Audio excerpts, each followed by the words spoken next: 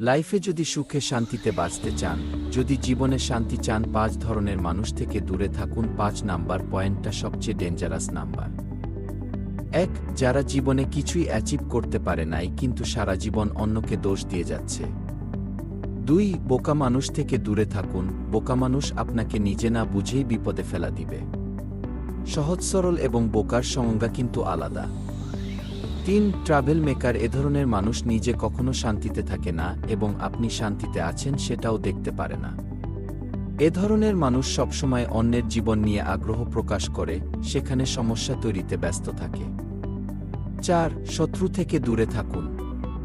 আপনাকে ট্রেনে নিচে নামানোর জন্য যে কোনো কিছু করতে পারবে। শত্রু কখনো বন্ধু হতে পারে না। 5. তাদের থেকে দূরে থাকুন যারা আপনার পিছনে আপনার সম্বন্ধে খারাপ কথা বলে।